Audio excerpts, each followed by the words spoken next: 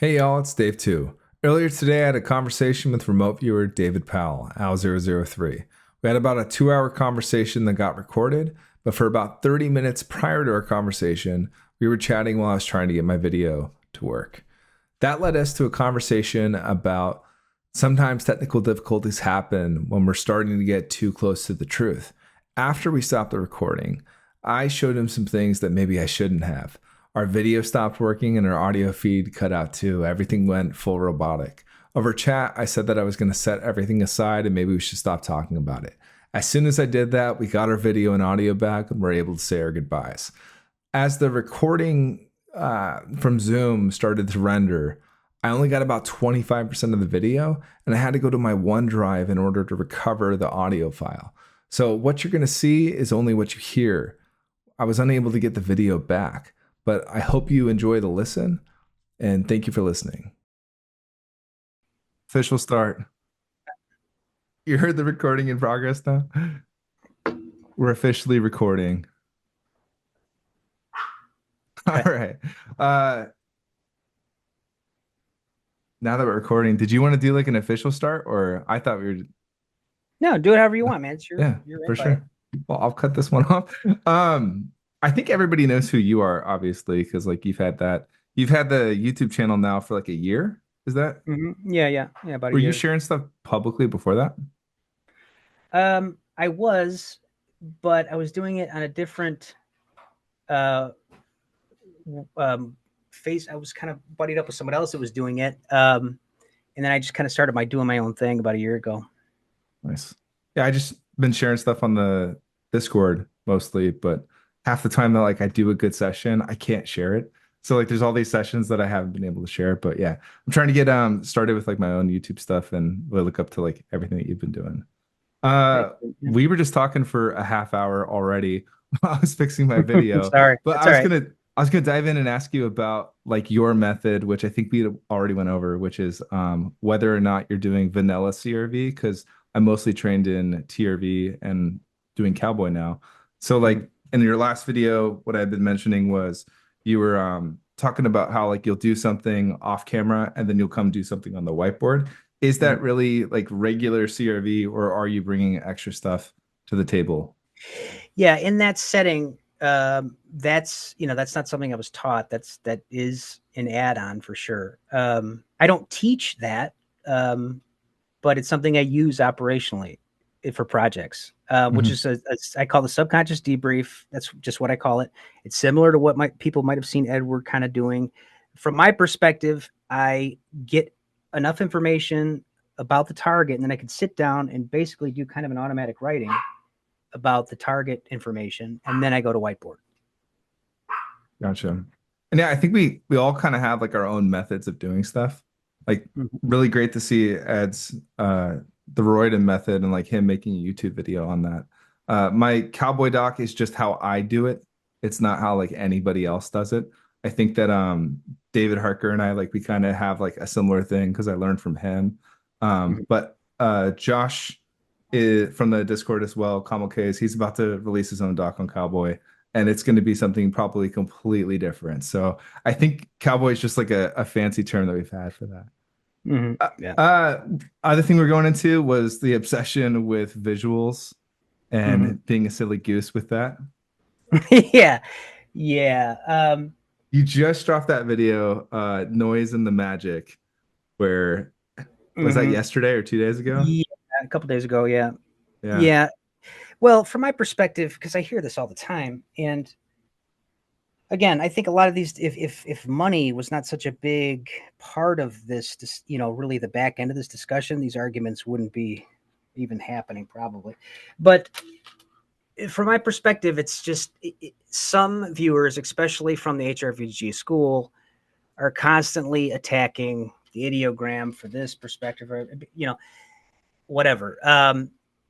I don't promote my method as the true method. It's not even it's Ingo's method messed with by the military, all that. I don't, but to me, it's like arguing over a Makita drill or a DeWalt. Like, what do like one's a carpenter, one's an electrician. You're both putting up drywall. So, you know what I mean? Like, what are we comparing? Like if I had a military analyst from my school, they want to see stuff lay out from me a certain way. If you're going from HRVG, they're going to want to see something different. So as all I know, objectively, to me, I feel like I'm putting out every bit as good as people hiding behind paywalls. That's I what I think feel. my biggest takeaway from that video and their video is I don't get why it's an or. Like it's either you start off and you take a quick look at the visual, or you're doing a classic gestaltic ideogram. It could be both. You could choose to do an ideogram first. You could choose to get a flash. Those are both tools that you could build into your arsenal.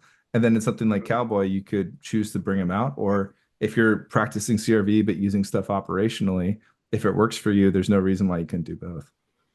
Yeah, absolutely. I mean, and you look at some of the the teams that are out there, they're integrated. They're not all, they're all working together from other schools, and they're all working at the same level competitively.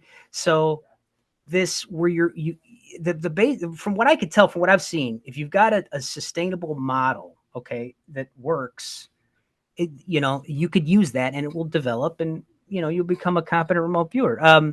What I like about CRV is there is a science behind its development, how it works, how it grows, how it builds. It's not pictures, pictures, pictures. It's not a mishmash of this, that, and the other. There's an understanding of the science of how it kind of grows. So I like that about it. But to each their own. Just don't tell me what you're using is better, because I'll kick your ass with what I'm using. Well, when I have that down on like the other stuff we can talk about, but like on competition stuff, right? Like there is a lot of competition where people are saying this is better or that's better. And isn't it kind of just implied? Because I think that what I'm doing with Cowboy is better. That's why I'm doing it. You know what I mean? But I'm always looking for other things. HRVG is about to start doing more training. That's super tempting. I'm just like, do I have time? Could I actually commit that? It'd be great to just go see what they're doing. I know you got to sign an NDA and stuff and do that. But yeah. I mean, I was going to say, if there, and the reason why I say that, it's not so I could say, hey, let's do a competition so I could beat everybody's ass, because that's not how it would work. I mean, every remote viewer that's worth their salt or whatever from different schools is going to have a better day or whatever. If it was something that went on like consecutively, I'd probably grab one or two of those. Would be my guess. But what I'm saying is you get to a level, and now you're playing at this level. Whatever tools you're kind of grabbing from, I think that's a great idea to have a competition like that, because everything has a competition. And like competitions don't have to be evil or mean or also it teaches you to let go. Like, who cares? Yeah, who cares? We're just coming and having a good time. Let go. Exactly. People. Also, that's one thing too. It's a good excuse for there's two things camaraderie. Here. It's a good excuse to get together and do a big project together as a community, and it opens you up to other methods and modalities. So like because one of the things with I was in like a primarily CRV dominated viewing group, and then I was trying to submit my Cowboy sessions, and somebody was like, no, you got to do CRV. So I was like, okay. So I was just translating my Cowboy after the fact into CRV, because I'm doing the same stuff, right? Looks great. Yeah. So I'm hitting, it's going well and everything. And then I was still sharing the Cowboys with the people who are interested. And, the jig was kind of up. So there's just too much drama. So I wasn't going to do that anymore. But it would be good to get exposed to other things, because there are groups that, will only want one type of thing. And an open competition like that would be for everybody. Now, too, as well as I do, if there was say there was a yearly thing, as well as I, you think an HRV student's going to take that every year? Not every year, CRV. I think it's going to be. But it'll be all over. It's going to be all over the place, which is again proves that it's not about that. All roads lead to Rome. Yeah, exactly. Or at least one that makes some kind of sense or whatever. I don't know, but I've seen it work fantastically in a myriad of ways. I think what takes me over the edge a lot of time is I'm one of those guys where you will not outwork me. I'm just like, I will go there and dig until the sun comes up. I don't, that's taken me far. I feel like the pressure of a competition, though, I would probably like crack under it and just totally whip or something. But that should teach you to let go and not care about it. And that's another thing too. Depending on the person, like I rise to the situations like that because I'm just the competitiveness in me. Like when I was in class, I was going to be the best viewer that's coming out of there. Like there was no doubt in my mind. Like this guy's going to look like shit.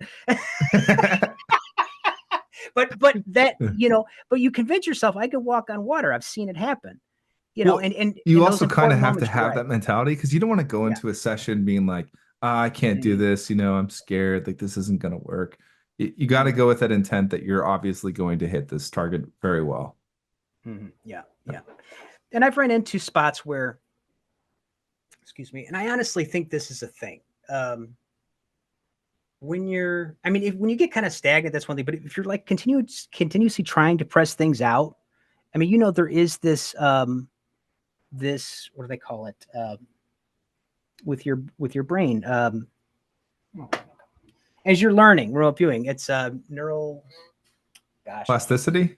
Neuroplasticity. Yeah. You're tunneling out new channels. You're making new connections. So I don't know where it's going with that, but I mean, this is kind of a sidetrack or something, but I think the reason why, like I got headaches the first year constantly, and I never got headaches my entire life. And I think the reason why is because, we're used to getting visual data here, audio data here, and your brain's mapped that. Now we don't really know where this data is coming from or how it gets mapped into your brain, but it's like mm-hmm. all of a sudden there's a new channel of information. Your brain has to completely rewire itself in order to Mm-hmm. render that. And I think that's why visuals for me took so long to develop, because that's the thing that is persistent. It's not like a flash of a color or a word in your mind. It's like something that's supposed to persistently continue. It's a lot of data. Mm-hmm. If we look at this video, that's the thing that's taking up all of the size on the computer. It's not any of the little stuff. It's not a single pixel. It's all of it together. Mm-hmm. And yeah, I think that causes headaches in the brain while it goes and Mm-hmm. rewires itself. Well, I think rewire is a good word because when people ask me kind of what it's all about, they're kind of like, that's the first thing I kind of describe. You're processing information. We've been used to this like a habit. We process information a certain way where you're kind of training yourself to, okay, now you're sitting at the desk, you're in a safe space. Now you got to let the subconscious kind of take more of the wheel, and you got to kind of take a little bit of the back pedal, and so yeah. Yeah. Back to the competition. It'd be great to get like a rank of viewers because I keep getting since I released that cowboy doc, I get 3 or 4 PMs privately from people a week asking me like noob questions or asking me to take a target. And like I just don't want to take targets from people that I don't know. And like Mm-hmm. sometimes they actually turn out to be somebody who's like prominent in some other area. But yeah, just Mm-hmm. having some I've been playing chess a lot on my phone on chess.com, and like there's a rank and you know how good somebody is because of that. Mm-hmm. It'd be kind of Yeah, yeah. cool if there was something like that for RV, so then you Mm-hmm. could know what you're getting yourself into. Should I take this task from somebody? Mm-hmm. Should I not? Yeah, I and really that want would be to. the tough part. How to judge the competition like that without bias? You Who's going to can't. be who's going to be there? Like it's almost like you'd have to take somebody completely out of the remote viewing field and say, maybe they're in education of some other kind, and say, okay, look at all this, and which one best represents the actual target to you. You'd always have to pull in somebody completely outside of the field to get an Yeah. unbiased opinion. Well, that goes into possibly something else that's not on my little agenda list here. But what is the point of remote viewing? There's the bar trick, which is basically like draw this apple Mm-hmm. on a table, and the better you can draw the apple on the table, the cooler it is. But to Mm-hmm. me, like my subconscious, super bored. It doesn't want to just draw bridges and do like boring, mundane targets. It's like I gave you this power to see anything in time and space, and you want to try and sketch a bridge in Brooklyn. Mm-hmm. Yeah, Why? You have this it's like incredible power. you go Go to the hit something. DMV. Yeah, go hit something cool. Yeah, yeah, It's like, give me some aliens or something, give me something to yeah. bite into that I can't possibly know. Mm-hmm. And so that'd be interesting, like in the contest, what type of thing are you gonna hit? Are you gonna do a boring target? Are you gonna do like a fun conceptual target?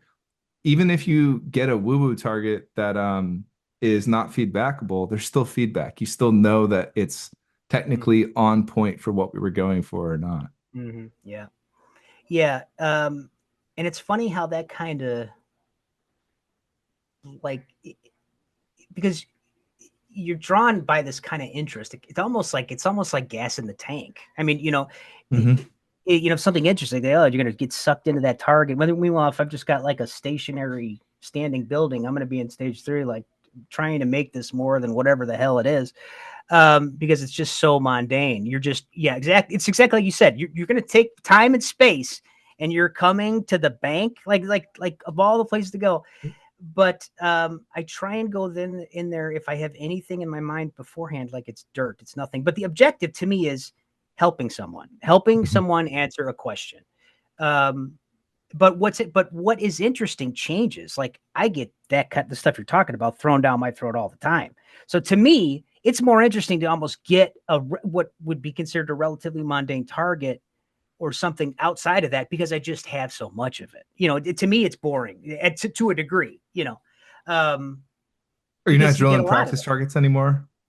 No, I do, Yeah. but not like in abundance, because I'm working. I've got so much work, but it's varied. You know what I mean? It's varied for the mystery stuff. That's it's a mystery. I don't know. I have no idea. But um, I so like the mysteries to be intermingled in the practice target, so I don't mhm, know if it's a boring, mundane target or if, I need to throw up some psychic protection and mhm. figure out how to handle it.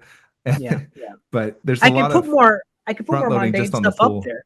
I mean, I could put more mundane stuff up there, but people don't want to watch that. I mean, they just don't. I've done them, and they don't really want to watch them. I So, think that hitting a super mundane target, 8 martinis, targ 7, perfect drawing and everything is probably mhm, more impressive to most people than it mhm, is doing something talking about some non-feedbackable woo-woo target you could mhm. possibly do. Yeah, yeah. Because like for us, we trust the woo-woo information to a level like we know we're not supposed to really, but it's interesting because we've already proved remote viewing to ourselves. But to the rest of society, they're waiting to see that ghost. They're waiting to figure out, is this real or not? Hmm. Yeah, yeah. Um, well, and like if I say the target is a structure or something, um, I'll kind of feel, and it's like just something very dry. Um, it's hard for me to take that much past like a stage 4, like conceptual, there's just not much there. You know what I mean? So because I'm like you've gotten so much of it by stage 3, you're AOLing all the details. So, but I mean, it's good to work stable, feedbackable targets for sure. In the competition, though, it seems like there should be multiple things that would happen. Mhm. One of those would be a normal feedbackable target. Another could be like an operational target. Another one would be, woo-woo, non-feedbackable. Mhm. Yeah, it's all like different stages. I was comparing this to surfing earlier. I was saying like you're like the Kelly Slater. You'd probably walk away with a bunch of championships and stuff. And then, are you familiar with surfing at all? No, not really. But Uh, that's all right. Go ahead. Go ahead. there's this guy, Laird Hamilton, who he had like this. He went to I don't know how to say that. It's like Chopu in somewhere, and like there's this huge wave, and he got put on the cover, and it was like wow. But he stayed away from all the competitions. So like when everybody was going to San Diego for a competition, he'd be like on the north side of Hawaii or Maui or whatever, surfing these enormous waves by himself with like Mhm. nobody be seen. And I'm kind of more in that realm where I kind of want to like stay away from that stuff. And you would definitely be in the deep in the Kelly Slater stuff. Well, thanks. Well, I'd, look, Both greats. They're both if great. it, yes, but like, okay, so intention, how intention kind of drives so much of this, right? Oh Whatever yeah. that even is, I've realized kind of a long time ago, and I think this is kind of what sets me apart in some ways, is whatever intention is, okay, if it's quantifiable, it's probably not. But say if it was a measure of the unit or something, I Hmm. probably have maybe more of it than some do, or something. I don't know. But I'm driven to get like when if I went to a competition, I'm not interested in beating anybody other than the people that are out there running their mouths saying that they got better ways. Like I Yeah. those are the people I want to take down from their step, because I feel that they've earned that. I'm not like trying to you know, You know, I beat up on people or I something like say that. I only compete against myself, but I'm also making these jokes about doing like uncontrolled remote viewing. So I could Yeah, say yeah, I don't yeah. care about other people like what they say, but that's probably Mm, not true. I probably do care. yeah. I mean, Especially well, if I'm cracking jokes about it. you use what is going to give you a driving force to get you there. I mean, the competitiveness kind of drives me to work harder. I don't want to be just. I mean, I've had sessions, like somebody hands me like 5-6 pages. Like, what do you expect me to do with this? Like, you need to put a little elbow grease into the session. Um, so Competition drives growth because like when you see somebody yeah. else doing something and pushing the limits, I don't know, if there was competition, I'd probably be rooting for everybody. Like Hmm. every single person in the contest, I'd hope that they all do well. It's like doing a project with people. You don't want the other people on the project to miss. You want everybody to get really good data, then you have a super fun Hmm. debrief. And you really want to, hear all these remote viewers. Oh, I've got no ego, and I hear that all the time. Like, We all have okay. egos. Yeah, exactly. All right. Well, then and see who would join and who wouldn't, because you should have the attitude. Well, you got me this year, but I'm going to get you next year, or Yeah. whatever. Everybody has a good day, everybody has a bad day. But if I went to to compete with other viewers, it would be a competitive thing. But whoever's going to have the better day. But again, the idea is what would be good about it in a positive way is, hey, you've literally let go. I don't care. I Odds are don't care if against I me. win or I lose. don't care. Yeah. Hmm. And that's what remote viewers it is helpful in the skill overall. I mean, It kind of captures some of that fun stuff. I know we're like focusing on this competition thing, but like every time somebody puts out a contest, they just did that draw the picture contest. I drew something for the future forecasters group that was like totally off, but there was one other person in there that drew something exactly like me. It was a Asian person like this with like a kind of frowny face and then black hair with a ponytail to the side, and we both got a ring. So I'm like, that's just weird. We had too much of the same data. Something was going on there. well, I mean, I got an honorable mention for the one. I did do the one that Dick had, and I ended up following Dick around his house.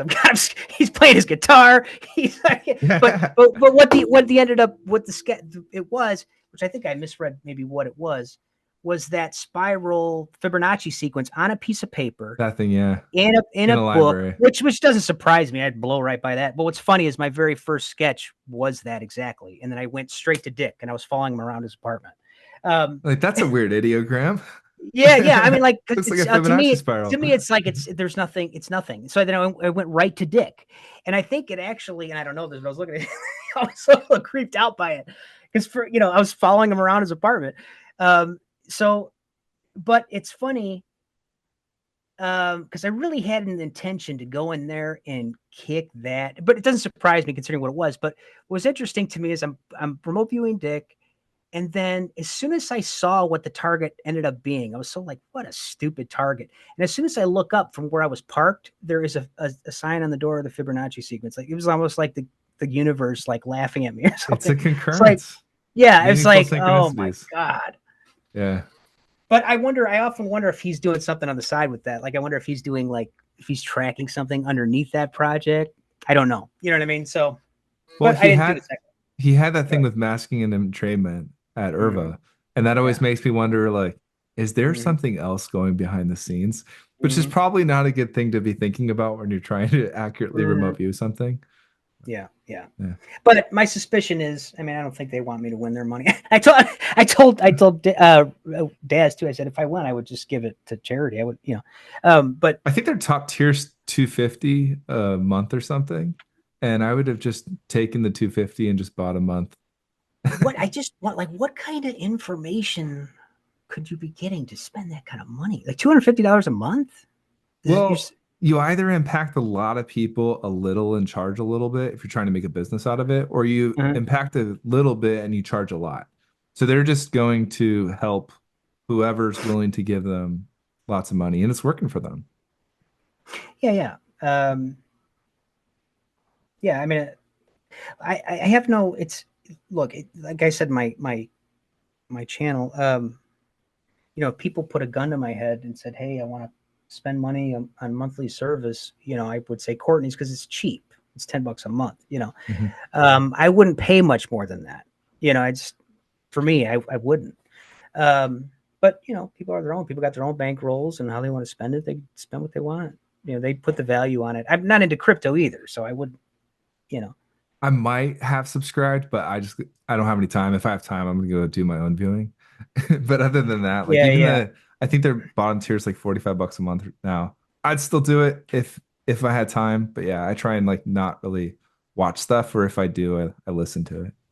yeah, yeah. Yeah.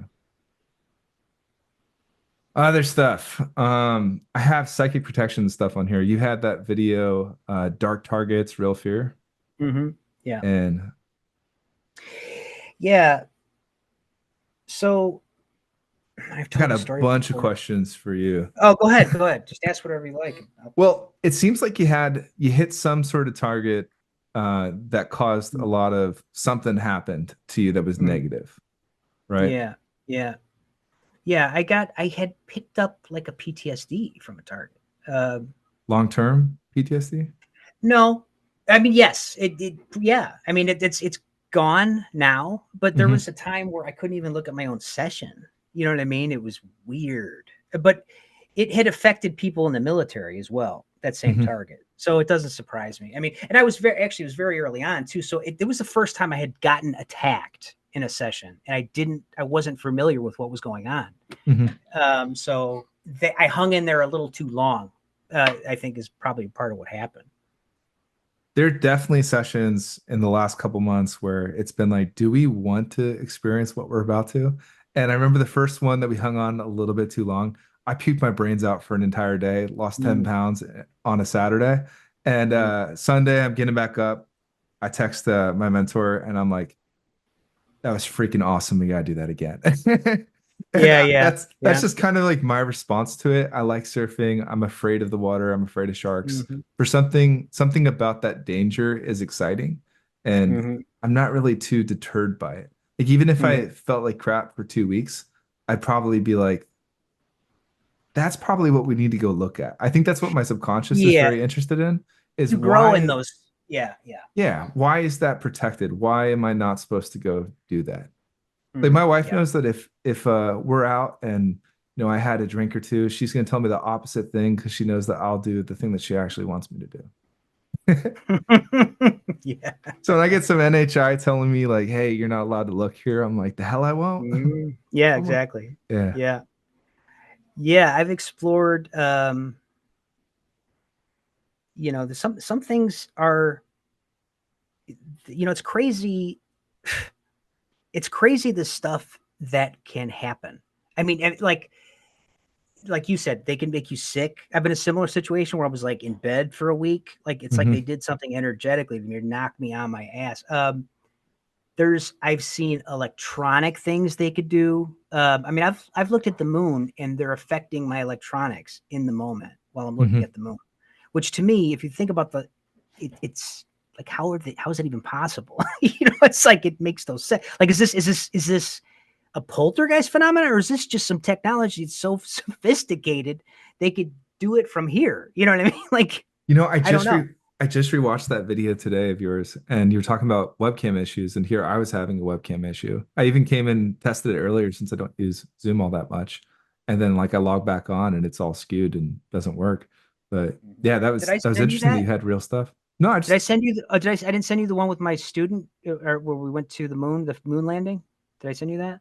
the full one, like I their don't know. full It's not session. on. I haven't. Yeah, I don't think so, or it's not maybe. on. It's not on my channel. It's private. Okay, But you I might could have. tell you. Yeah, yeah. But I could tell you that the camera went out. It's a brand new camera when I got it, and I'd never done that before. The Hmm. signal was good, and the viewer had just said, "Get out!" Like he put his hand like that, and then I said, "All right, close it up."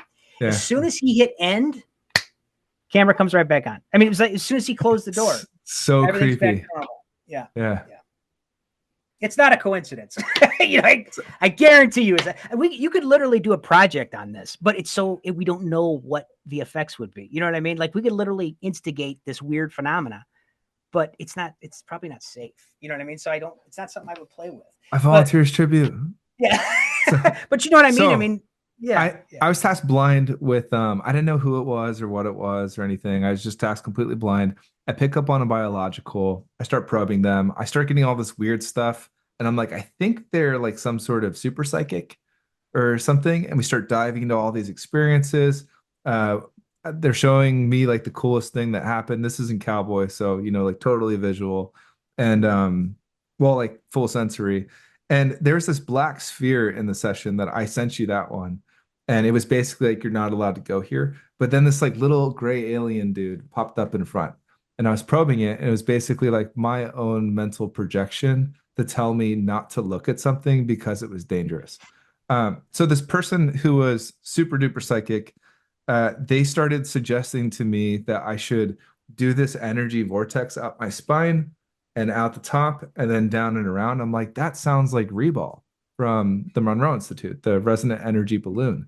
And I think it's in David Morehouse's ERV course, but it says that the first thing that you're supposed to do is you're supposed to reball for It psychic reminds protection. me, I mean, what you're describing, oh, it just reminds me of like a Kundalini type of thing. Yeah, But go it's ahead. Yeah, yeah, yeah. well, I think that's what in Gateway, the resonant energy balloon that you do every time. I Mhm. think the purpose is psychic protection. So what I've been doing is every session now I throw up a resonant energy balloon, and it's kind of just this nice little protective bubble. I'm a little bubble boy while I do my Mhm. session. And Yeah. anytime that I come into contact with something that makes me scream danger, makes the hair stand up my arm or something, I just kind of laugh. I'll send you one later. Which I think was like 2 days ago where that happened. And I throw it up and I haven't been damaged since. I haven't had any ill effects, no headaches, no muscle Mm, aches, no sleeplessness, nothing since I've been doing that the last couple months. yeah. And Yeah. it's already there in the protocol. Go do a resonant energy balloon. Mm. It works. And I got that in this session from the psychic. And yeah, I had no context that that was what it was for, but it's been working. It's interesting. Yeah, and because I've considered this as many cards as I do, I considered like putting something in my intention, like just in case. What happens is I usually go in.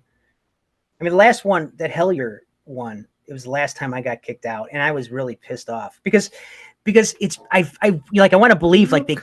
they can't do that to me anymore. You know what I Yeah. mean? And oh, mother. So but I knew I was going to go back. But what happened was as soon as I put my attention on the being themselves outside of the event, just the being, I sketched him like, oh, like he recognized I was in his head, and he used everything in his his arsenal to scare me away. And so I'm like, son of a. So I went Well, back in. I called up some protection. I went in there and kicked the door down on him. Um, do you get scared from it though? Like, do you choose to be scared? well, Or do you no, kind of just sit there it's steadfast until they I pluck you out? dude, it's the weirdest feeling because you know how fear works. You see something, or whatever, you feel something. You're in a moment of shock. This is a fear that's almost synthetic. It comes out of nowhere. Like It's somebody's just synthetic and I yeah, think I know exactly the type of fear that you're talking about. yeah, It's this yeah, sensation that you're going to die, that they're like hmm literally hmm going to kill you. hmm yeah. That's what I get. It feels like Well, I for some yeah, reason, synchronistically, I'm gonna like have a heart attack and die, like in that moment. yeah, And because yeah. I'm weird, I get all excited and I'm like, oh, we finally got to the good part of the target. There's no way I'm leaving. Like, Yeah, yeah, yeah. You know, you're in juicy when you're feeling death threats. Yeah. I Um, always get super excited.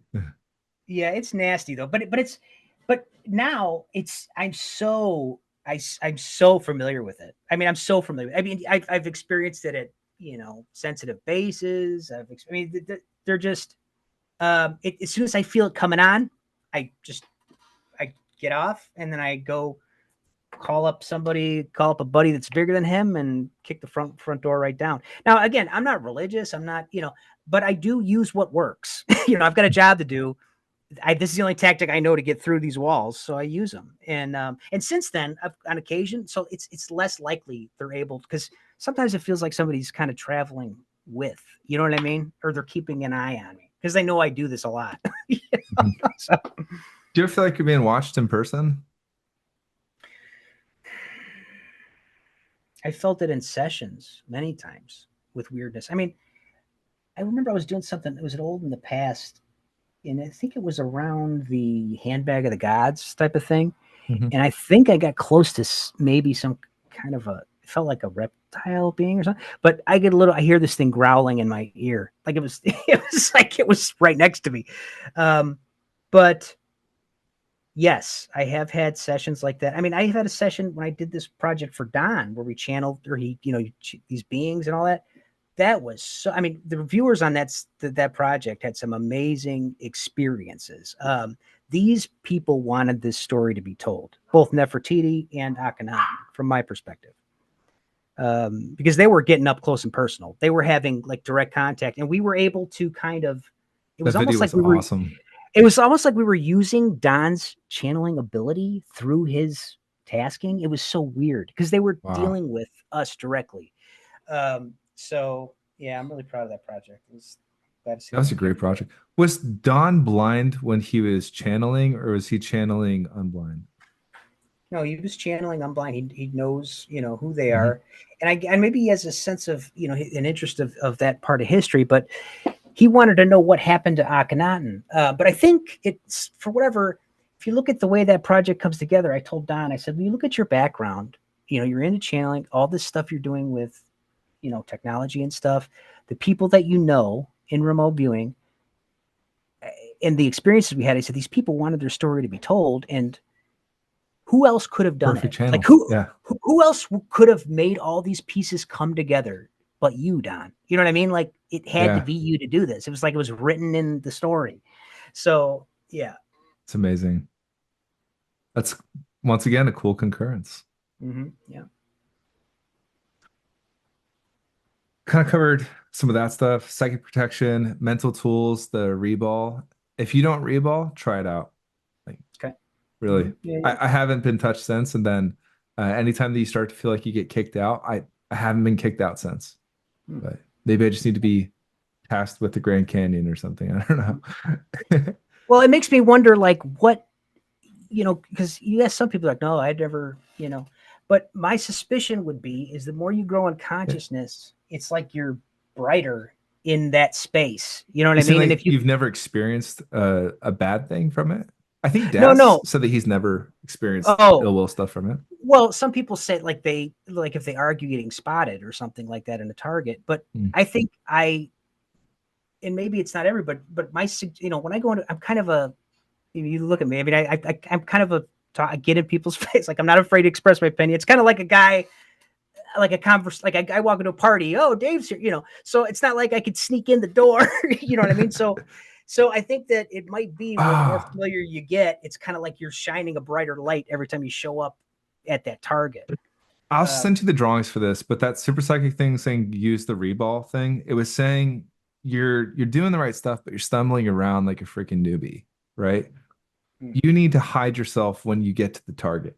Like you just come in and you're knocking over plates, you're spilling drinks, you're like yeah, being yeah, yeah, you're about to get uninvited, and they're like, you need to go in completely undetected and yeah. not cause a scene, right? Like you're Mhm. not where you're supposed to be. Don't make it worse. Like Yeah, don't shine a bright light. you're putting And your psychic hands on, on their face and everything. Like, excuse me, coming through party. you get that little gray alien show up, and you're like, you're so cute. Look at you. I need Yeah, to just yeah, yeah, bring you home and cuddle. yeah. It's funny. That probably wouldn't be too good. Did you ever get eyes showing up? I got eyes in my sessions. There's just an eye staring at you right there. No, although I have, one time we did go. No, we haven't. But I did one time. I was trying to find out what's going on with the future precognitive stuff, the with gambling and stuff. I wanted to, I have my suspicions, but I want to know like what's. So I went in cowboy with my students, and he ran into basically like a demigod, type of figure, watching the system type of situation. Mhm. And I was asking him, and he was still blind as far as what I was asking. I was trying to keep him as blind as possible. I just said, look, we're trying to figure, because from my perspective, when I do like, I call it like a similar cowboy, like a looser CRV or type of thing. Um, I'll just say, okay, we have an objective A. Ask him, what objective A, blah, blah, blah type of thing. And he's like, why do you want to know that? And I said, well, he's like, well, what would you use it for? like as far as like remote viewing numbers and stuff like that. Mhm. He's like, and the viewer's telling me, go drive around and think about that. What would you, do that for? And he's kind of right. Like, what do you, what are you going to do with that? He's going to be a super rich guy or what, And so I said, well, let me talk to his boss. And when he went to the next, what he described was the all-seeing eye. And the guy's like, nah, you don't get access to that. And and I don't blame him. You know what I mean? If I was able to remote view stuff like that, like I do everything else, I'd be on a whole other trajectory for sure. Definitely seems like there's guideposts and stuff up there. There's Like what? you're guideposts, like you're not allowed to view certain Oh things yeah, like that. yeah. Those are obviously the barriers that we haven't been able to break. Mhm. Otherwise, we would be filthy rich and have I know when won I'm the doing big those one. targets. I could tell. I mean, I could tell them, oh, I'm at a baseball game. No one's here. This is a gambling. I could tell because everything turns upside down. It's literally like somebody's putting the wall up. And That goes enough. yeah. Yeah, go ahead. With I the know I'm staring, there. I know I what it is. I can't get it. I when can't there get the target. are when there are entities or something, or I don't know, like even if you're in an AOL and everybody looks at you, it's like a dream and you become lucid and you're not supposed to or something, and just everything that's there just faces your way, and then you feel the danger. I think there's a scene in The Matrix like that. That happens to me a couple times as well, and it happens to Mm-hmm. me on most financial targets. If I'm doing it Mm-hmm. cowboy style or being loose with my AOLs, I'll just get stared at in that regard too. What's funny to me is everybody that keeps reworking. They haven't given up on this associative remote viewing, but they never want to answer the like. They never approach the question of, I know there's two targets here, but I know I've seen my ability could definitely differentiate between one and two, and it could do things consecutively. I could this thing could do all kinds of stuff. Mhm. Obviously, like they don't ask the question like, why is it behaving so different in this application? Well, I mean, I think there's been why a don't few they? projects on that, and it's this Yeah, weird, like, there's some sort of weird probability tunneling stuff, and then obviously algorithms or something or what? all the trickster stuff Hmm. about like Yeah, yeah. why it's going one way or the other. Now I know or Dave talks, and I'm sure you know this because you talked to Dave. Mhm. But Dave always talks about Brett. He's able to do this. He's doing real good with. I don't know what market he's doing, but he's doing some kind of market with, and he's doing good. He's having good success. He posts in the financial perception channel of the RV Discord quite a lot Mhm. about what he's working on, but I think he has good success. I haven't talked to him directly about that. Now, but I gotta wonder, like, okay, is it like why is he able to get access to this? Is he, what is he doing? What is he, does he just get this access or whatever? And I know he does other practices, and maybe that's enabled him to do it, or maybe it's just him. I don't know. Yeah. But it's certainly, I could tell you that my intuition has told me on many occasions in so many words, don't waste your time on this because you're Mhm. just wasting time. So I mean, once in a while, I'll help if somebody asks me to kind of help, I will, but I don't chase it because it's a waste of my time completely. I wish it would work, but I've gotten the same stuff. Passed it a million times. Why can't you win the lottery? Why can't I Mhm, manifest numbers? Why won't this mhm. happen? Like, can I for a while I bought 111 lotto tickets and every single one did not have a single number on it. So what's odd about that is like the chance that you could Yeah. do that is less than the chance Yes. of winning the lottery. The universe will go out of its way to make sure you're Yeah. not gonna do this. I've seen it do that. I've seen it do it in many ways. Yeah. I've seen it cancel horse races over like across the world, Australia, Japan, China. How is this happening? It's against It's any like the kind of camera thing. Yeah. yeah. It's like anytime I do something like that, basically I'll try. It's like trying to getting into a system, like hacking a system. You get in, it figures out your entrance point, it plugs that hole, and then you got to try another way, and you may have a little bit of luck, but then it kicks back over on you. It's a constant like kicking over on you from my experience. The rules really make me feel like we're in a simulation because there's clearly rules that we're supposed to Mhm. follow. And Yeah. also, what's not fair is all of the targets that I really love, and I'm like, I wish I could share that session data. Those are the things that are private, like when you do a Mhm. really good one, And then if you Mhm. like go to do something publicly, I usually feel like I fall flat on my face, which is interesting. It's so, look, That goes some of into the like alien stuff. Go ahead. Go ahead. Sorry. that goes into if are people ready to see this? Are you possibly Mhm. exposing somebody to something that they're not supposed to be exposed to yet? And like I never was religious and I never got into all that stuff. I didn't believe in fate or anything. And now the more that you go down this route, the more weird concurrences you see. You were mentioning earlier about like looking up and seeing the Fibonacci sequence. There's Joe Dispenza, he has a meditation like morning and nighttime. And in the morning one, he's like, um, and ask the universe for a sign. And without fail, every time I'll be like driving my car or something, listening to this. And multiple times now in the area, I've looked up and literally seen an ad that says, "This is a sign," like Yep. as a joke. Yes. Hmm. And, or I'll Yes. be like, I want to see a green Lamborghini. And like around the corner comes a green Lamborghini. Or I'll just ask for something where I'll say, I'll just do whatever it's supposed to be. And there'll just be some weird synchronicity thing come along. As soon as you Mhm. stack up enough of those events, you're like, we're not in control. Like there's something going on here Yeah, that's it's pulling the like strings. yes. I mean, and like you're saying, you're consciously aware enough to pick up on it because most people don't, Yeah. and I don't even know if, and to be honest with you, most people maybe they're not getting those kinds of messages, but to me, because I have very similar things, and from my perspective, I think to some degree, it's almost like the universe wants to communicate with you to some degree. It wants you to grow. It wants you to see you consciously evolve, and it's trying to help any way it can. I'm Um, probably gonna release the session data, but there's a thing. I got tasked with David Morehouse's angel experience in Jordan, and mm, that seemed like it was an annunciation event. I had data about the sacred message and a beam of light coming down, and if you mm, got the message, it would like change everything about reality. It would change the way that you work.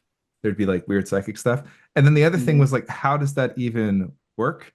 And it went into like the back end way of like how all of this stuff is manifesting and got super weird with simulation stuff, but that'll mm. be a fun to share. That's that's what's look. I mean, in remote viewing, I've had the simulation stuff. I've done my own pre-life stuff, and I'm sitting in a vat with connected to a machine somewhere. You know what I mean? Like that. That's what I got. Yeah, I But then, got that too. but then you add in, yeah. So did Brad. So there's other people. A lot of people got it. I've talked to viewers like, hey, I got that same thing. So it Yeah. could be we're all sitting in a giant The donut in Matrix was a a machines. documentary. Yeah, Yeah. exactly. I mean, I don't know, but at the same token, I've also had angels. I've also had demons. I've also had aliens, and I'll tell you too, alien stuff is weird. I mean, that could be hard to kind of decipher that Mhm. information, but even more so from my perspective is like angelic and miracle stuff. I did some of those. That's even harder to decipher what's going on. It's like you're Mhm. going up another dimension and trying to make sense out of something. I told somebody else, it's almost like you took an acid trip and you're like, oh, because all this stuff. And then when you come out of it, you're like, well, what did you see? Oh, I don't know. Like, it's like the information is too big for this space, type of thing. I mean, oftentimes, like we're getting data and it's hard to translate it to what we're seeing. And one of the things I love about Cowboy is it gives me all that room to do a long form metaphor. So in like a split second, I'll get like three ideas in my head about the way that something is supposed to happen. And then I can sit there for the next minute to 3 minutes unpacking what that means. And I can talk in those metaphors. So for instance, the session I was telling you about, the purpose of us being here or something was this like twofold thing where we're supposed to be in a system, but there's supposed to be some sort of emergent property. And I think the AOLs I had was the movie Divergent in the book, where they get slapped in Chicago. They're supposed to split themselves up, but then they're looking for this divergent property to come and do something. And the system's not supposed to work that way, but it does. And then the other one that I thought was interesting was like playing sports. The emergent property of sports is teamwork and collaboration and socialization. So we're doing it for fun. Like, what are we doing here in life? We don't exactly know what we're doing, but is there possibly some sort of emergent thing that's supposed to happen from that? Mhm. Yeah. Super deep thoughts.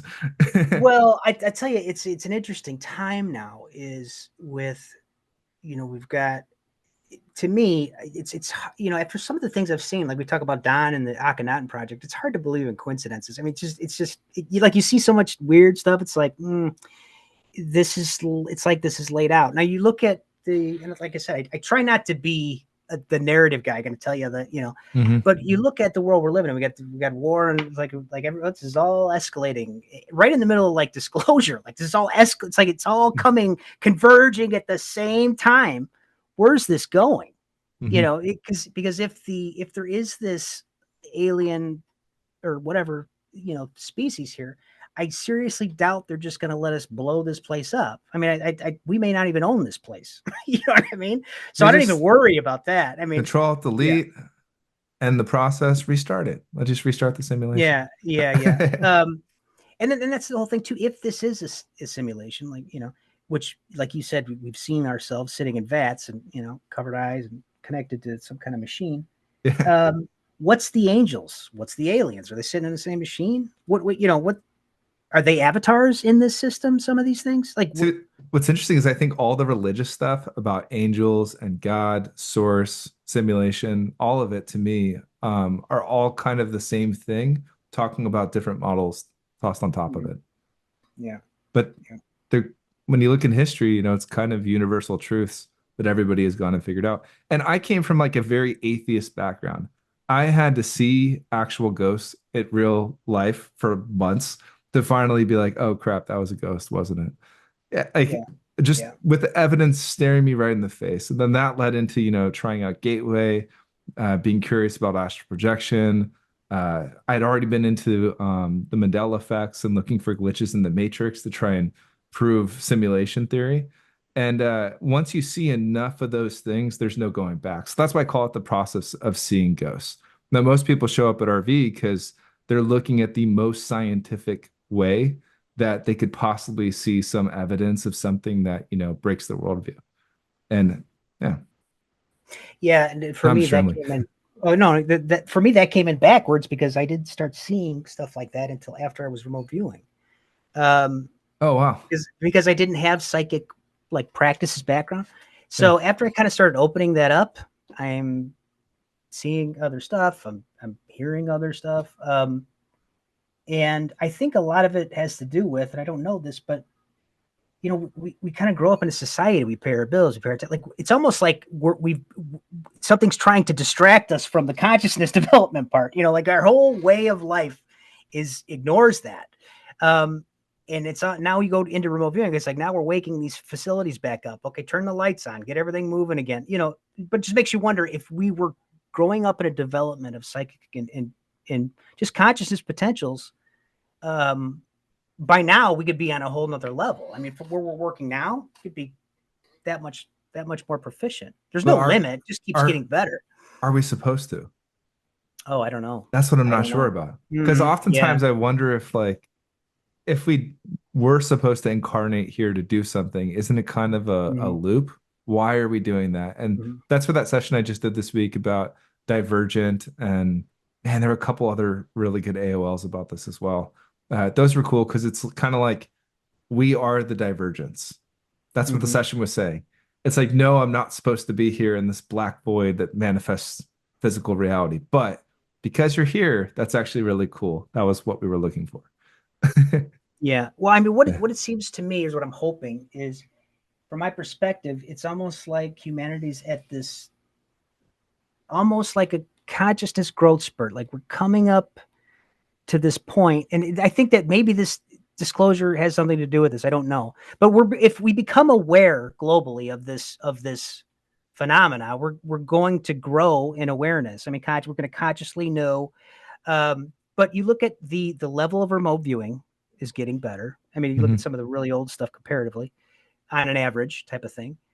More people kind of getting adept at it. More people are kind of paying attention to it, realizing it's a real thing. So, but I also feel that it might be quite possible that there might be at least one faction that wants to see us get there, and another that maybe doesn't.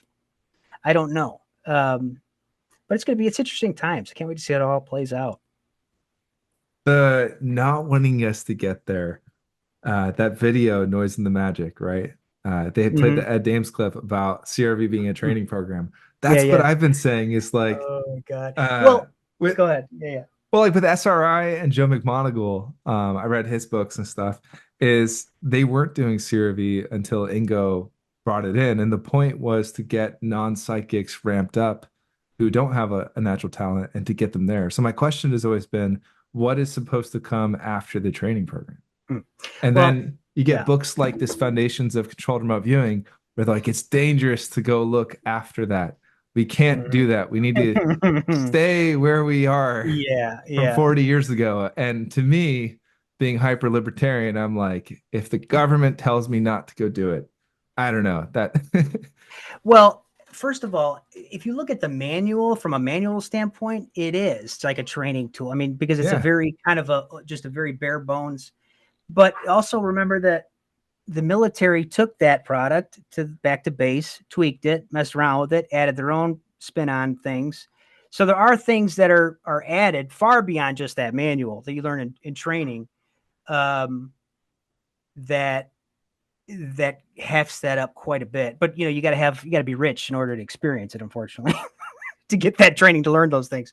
But from my perspective, all of them are training products. I mean, it's not like you learn the steps and then you're the best you're ever going to be. You learn the steps and you get better and better and better and better. Well, Um, that's the thing is with that, they're kind of saying this is the limit, right? I know in theory there were more stages that Engo had in mind, but let's mhm, just stick it to these stages and not try mhm, and do more. And that's where I'm like, I really want to push the bounds and see how mhm, far this can go. Like my North Star for remote viewing would be that if it were a real world target, non-conceptual, non something weird and woo-woo or whatever, I would be able to bilocate instantly and have some sort of experience where, I have a full stream of info coming my way. I wouldn't be like teasing stuff out one by one. So my question mhm, is like, what can I do? What do I need to practice? How do I mhm, move it from learning the protocols and the methods and exercising my intuition with all the clairs and getting it to that full sensory experience? mhm. I would say so. Whatever school you come from, whether it be TRV, HRVG, whatever, you're going to go away. You learn all the steps they could teach you. You're going to develop them, and then you're going to come up to some conclusion of how you feel about the way things are going, what you want to provide, what in your mind is a perfect remote viewing. And Hmm. the one thing I could not do in CRV was I could pull in mountains amount of information, okay, and I could sort mountains amount of information, but I can't do that and interpret the information all at the same time. It was just too Hmm. much. So what I from an analyst perspective and operation, they loved it. It's as good as anything else you're going to find on paper. But from my perspective, I came up watching these guys, watching Daz and them on the whiteboard and stuff.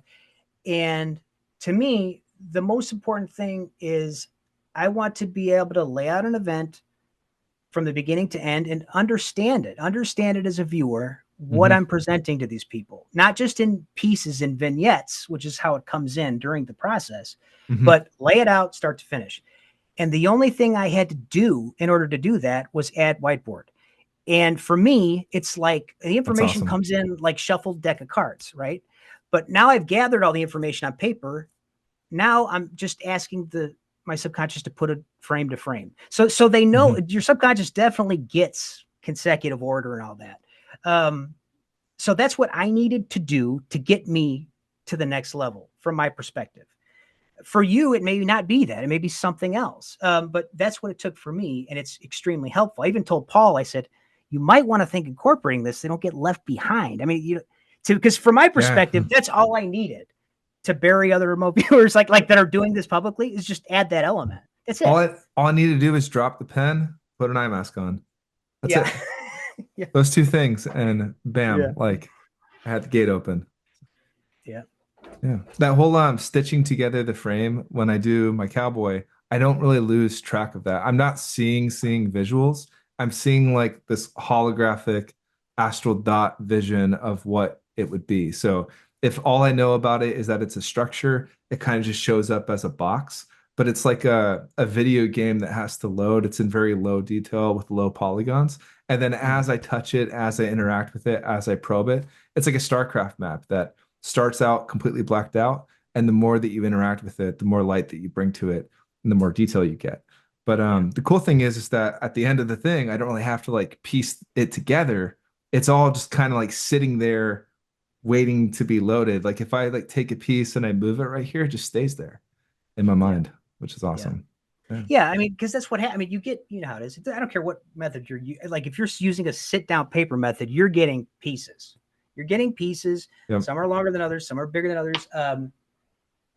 But you know, when I go up to whiteboard, this is where I am 180 degrees from most of the people out there. They're trying to add more analytical processes on top of this thing.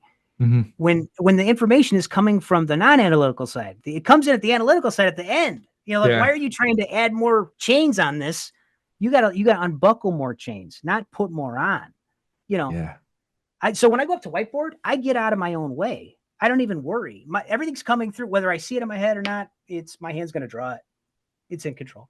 You know, so I don't. The more it's more of getting out of the way. Go ahead, do your thing. It's you know what I mean. On paper, it was always the battle between like, okay, I have this feeling coming in. Do I trust the feeling that's coming in, or do I suppress it because I'm not at the right point in the session where I need to go do that?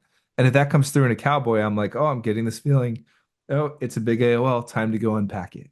And I just do it right then and there, and come back to wherever I was at. Now, at the same And that's time, I probably wouldn't have gotten ramped up if I didn't start with the paper methodology first. That teaches you all the tools, and you need to go slow. I remember sitting there on like S2 being like, what do I hear? Nothing. What do I hear? Come on, give me something, anything. And then, after you do it 100 times, it's just instantaneous. but you're a good investigator. You know, okay, there's an AOL. This something brought this on. What's the source of this? You know, it's just a shell of something. You know, Yeah. that's worthy of investigating. So, Yeah. yeah. Yeah, we can be super spicy. I was reading Lynn Buchanan's his book, Seven Senses, and he said when a person claims to be a remote viewer, it does not signify that he or she is a controlled remote viewer. In fact, it signifies only that the person or practitioner or is a practitioner of some undefined parapsychological method, often self-devised and completely uncontrolled. And I mean, Cowboy's completely self-devised. I wouldn't say it's uncontrolled because I'm stepping through all the stages. So that's why I'm rolling with this thing that I'm an uncontrolled remote viewer. It just sounds so fun. I want to tell you. So Yeah. I did a cowboy session with my student. I think I sent you this session. I'm not going to say of who, but I did a session where I slipped him one of the instructors. Yeah. And I sent Lynn that video. And at first Lynn says, "Boy, this guy's good at this." But so he awesome. but he was impressed with the modality from that, from my perspective, it looked like Yeah. too. So, yeah, I mean, I don't know if he would still say that. I mean, it's not Who knows? controlled remote viewing, but it's another method, That book was probably a long time ago, and I'm probably just being touchy. I don't know. Well, look, this is what annoys me. Like that book that you held up earlier. I don't think you did this when we were recording, but because I'm going to be spicy, you got the spicy guy on here. You might as well. You want to hold it up? Yeah, go ahead and hold it up. Yeah, where it's taking all these shots. Now you remember, and this is what really annoys me. Okay, so you got bitter old men instilling their bitterness on their students. Then those students go and take their bitterness and they argue about, and this was the saddest thing, like Angela Ford was a rock star in that unit. So was Joe. Those were the two biggest rock stars in that unit, neither of which were using CRV. Why would they? They were all stars. Why would you learn something different when you're already kicking ass? It doesn't make sense. But, and it's nothing against CRV. Just to learn a new method, it's almost like going back, trying to get back. There's no sense of doing it. But I see one of their students saying, "Oh, well, she wasn't using remote viewing. She was using something else." First of all, I have friends that were trained remote viewing with Angela. They're fantastic. Also, it absolutely was remote viewing. Angela didn't like your guru. Okay. So when he wanted to, he was up her butt when she's a public, civilian, she doesn't have to give them answers. And that pissed them off. So now he's going out of his way to preserve it in history that she wasn't remote viewing. She's channeling or some crap like that, some BS, which she was absolutely remote viewing. But notice that they will not go after Joe when Joe says, I used out of body to explore the target. Yeah. So they'll mess with Angela. They want to preserve all these shots in history in these books. I have better toilet paper than worth in that book. Let me tell you, I I did wouldn't think spend a dime on that. it's all public stuff. It's cheap. It's good print. I like it. Yeah. I thought it was a good purchase. I'd keep it. Yeah. Well, but I'm biased. I'm definitely biased. With Angela's stuff, to me, the pen and paper are not psychic. The person is, right? Yeah. So I kind of don't care how somebody's doing the execution of psychic functioning. I'm more concerned that the protocol was followed. Were you blind? Did you have a monitor that was leading you? What type of conditions were you viewing it under? How you got that data? If you got the data and it wasn't the way that I do it, I want to know how you got that. I want to bring that tool into my toolbox that I could possibly benefit from it too. Yeah, I mean, look, for all we know, this could be like, for model's sake, let's pretend there's a hose, water's coming out of it. Okay. And that water's information. All right, well, now I got a label. It's a sticker of, like, let's say, somebody you want to channel. Boom. You put that sticker on the front of the hose. The information's still coming out. You put a different image on the front.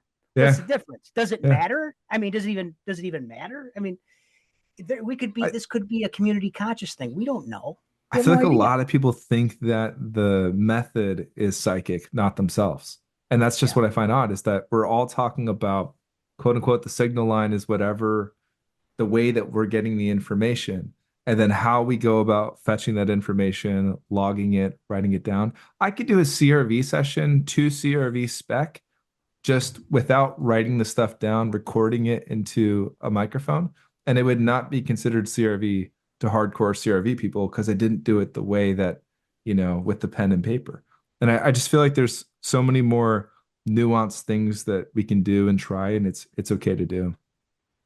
Yeah, and a lot of people, I'm really a big proponent of growing. So a lot of the thing is a lot of people are getting these training from these old, bitter assholes. So what happens is they instill that same bitterness of bullshit about, hey, Glenn didn't get me coffee on whatever, like they're carrying that shit around. So then they're literally putting themselves on the pike for these gurus, saying, oh no, fighting over this shit. But once you know better, once you outgrow that old instructor that stopped growing the moment they started teaching to make as much money as they could, you grow past them, and you realize that, this guy stopped growing a long time ago, and it's not. I mean, I told, and it's not like it's him, but I don't know if I said this, but I told Paul, I said, you might want to. Oh, I just said that. I told you might want to think about whiteboard. It's helpful, but. I don't want to. They've got the perfect mixture already. Everybody's got the best thing. I don't want to fuck with the protocol program. If you said you sent something to Lynn, I don't know Lynn, I don't know Paul, I don't know Dick, I don't know any of those guys. I don't know Edward Jordan. I have talked to Naeem because he comes on the Discord. Talked to Daz because he's on the Discord. But for a lot of these people, I don't have any personal experience with them, so I don't really have any bias against them. I just know if I'm reading a book and it's saying if you do anything outside of this, you're dangerous. I'm like. I'm dangerous. I'm uncontrolled and dangerous. Oh wow! Well, I'll take tell you the labels when pride. When that regime fades into history, which it will, and it's not, the sunset is closing. The people that we're fighting to represent, they're going to find themselves as some lonely individuals because nobody wants to work with them. They've got this ideology that's. The community's outgrown for the most part. But that's a student thing. You're going to find students. I was brainwashed too. I mean, students want to, they come out wearing a badge of honor. And they want to, especially from, certain crews. And you could follow the lineage all the way down. You could follow where it all began. Well, we all do. I had the best mentor and trainer, still do. So. Yeah. Oh, you might. He's pretty good. Your trainer's pretty good. I'm a fan of yours. I'm a fan of your trainer. He's a good guy. He's the best. Yeah. I'm not the best trainer. I'm a better remote, but I don't like training. I like sitting in the chair. I like unboxing it. I think that's my best attribute, I think what David did so well training me was he taught me TRV by the book. Brett's book, by the way, is incredible. The technical remote viewing book, Learn RV. I Mhm. think you can still get it on his website. And it's only like $20, but it's literally like the best book on that. And like you learn it by the book, but the intention was always we're gonna take this book and we're gonna chuck it out the window after. So Mhm. that curiosity to go explore everything else, I got encouraged to go do that early on, which is great. Absolutely. Yeah. I Yeah. mean, look, I think it's back to, so Ingo was CRV, no lines on the page. For him, a line means delete information. And Hmm. because that's how he equated that information, right? So, and he was also an artist. So he's this amazing artist, right? But I look back to my background. Now, when I was sitting in high school, dropping classes, drawing comics, like to spend my time, I grew up in a, like, that's my history, like comic books, frame by frame, Hmm. and that's how I kind of leveraged my history to kind of get things lined up. I'm trying to talk to my subconscious. This is what I'm trying to accomplish, and it got it. It finally got it, and that's what I do with the thing. But you know, it just makes sense why he kind of developed it the way he did, and how it's kind of evolving and changing within the person. Because I could describe something, but it could feel different. It's coming through your filters. It could be a different situation. It's like the visual cowboy stuff with the astral dots I was talking about and holograms. I don't know what other people see. Like Yeah, there's yeah, yeah. different levels of aphantasia. And yeah, Hmm. like we're all getting the data differently. If I probe for color, I might see it. You might instantly know it. We both got the data, and I think you make that point a lot. Yeah, I mean, with cowboy, especially, and like I said, it works like, to me, it's just like you get a fuzzy image, and the longer I sit there, it's just getting close. I mean, same thing. If I'm doing Jesus, for instance, let's say I'm cowboying Jesus, I'll talk this guy, kind of a nice guy, but towards the end, because I've done this before, I go, "Are you sure this isn't Jesus?" Like in cowboy, and they're like, "No, it's not," and it was, but they didn't. They're trying to get more information. Um, so yeah, and it just goes to, what I love about cowboy. It just goes to show you can get right in there nice and quick, and depending on what you're trying to do, that may be the optimum job. I feel like The there's a optimum. lot of naming the target in Cowboy, and I keep getting criticized for leading the viewer on. But what I wait is if they log it as AOL, or like David had one where he called it out that it was the lottery, and I tasked them with that. And then I wait until they're like ready to quit, and then before they end session, I'm like, could you deconstruct the thing that was the target, and just get them to do it at the end? So I didn't lead them on during it, but yeah, I totally love to poke at it when they do nail it. It's fun. Yeah. What else should we talk about? What do we got? We can do more Uh, spicy stuff. I like Let me spicy. see. How's Daz doing? I know he's not talking anymore. Um, Let me tell you about that situation. Just for sure. Do you know about this or no? I don't. So I, I do like Daz. I don't think he's a bad guy. That's why I never did a comic of him, because I can't think of anything really funny about him. Other ones are easy. I mean, the other personalities in the field. I mean, like where Dick and all that. He's underneath the covers during COVID or whatever it was. And again, everything I do, they have happened. Most of it, it's just an exaggeration of it. But Daz is not mean spirited, so I couldn't come up with something that would, you know. Um, so I never hit him like that. And I think we, are similar in a lot of ways. But anyway, so long story short, my friend had posted one of my videos in his group, and he blocked it. And the buddy had actually connected him with Angela and Ed May and stuff. And I'm like, what's going on? Like, why are you doing? And he's like, well, I'm just trying to keep things balanced.